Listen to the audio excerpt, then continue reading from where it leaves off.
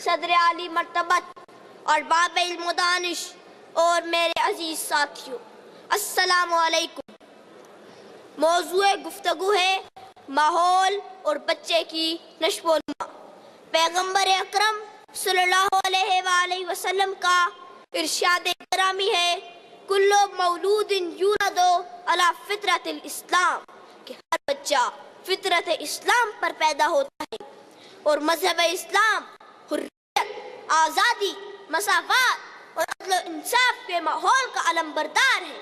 دراصل ماحول ایک ٹکسال ہے جو بچے کو مخصوص شکل میں ڈھال کر معاشرے کے سپرد کر دیتا ہے۔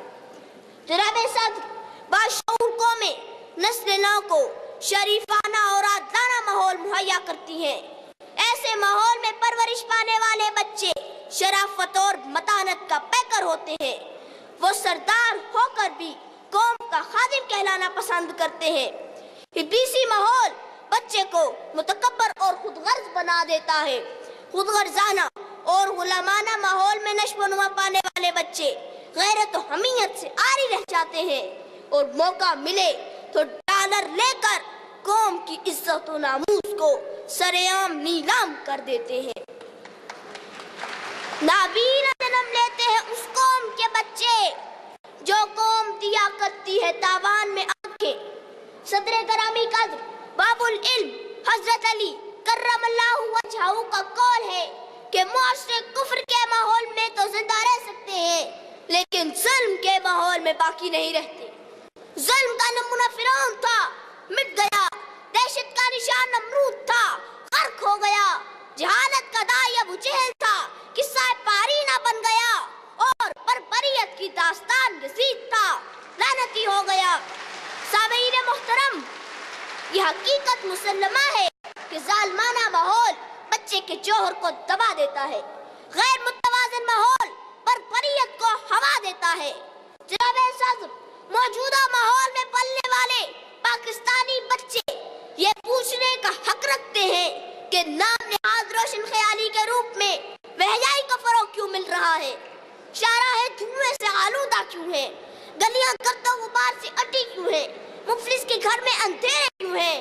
ہر طرف لاقانونیت کے ڈیرے کیوں ہیں؟ ملک کا آئین تار تار کیوں ہے؟ اور انصاف دینے والا چیف جسٹس ظلم کا شکار کیوں ہے؟ معزز سامعین، والدین کے طور طریقے، اساتذہ کے سلیقے، افراد خانہ کی گفتار، بڑے بڑے رہنماؤں کا کردار، یہ سب مل کر معاشرے کا ماحول ترتیب دیتے ہیں۔ مائیں اگر بچے کو سچ کا درس دے تو بڑے ہو کر عبد القادر جیلانی کہلاتے ہیں۔ میر حسن جیسے اساتذہ کے نقشے پا سے اقبال بنتے ہیں۔ اصول پرستی اور انصاف پسندی گھٹی میں ملے تو قائد اعظم بنتے ہیں۔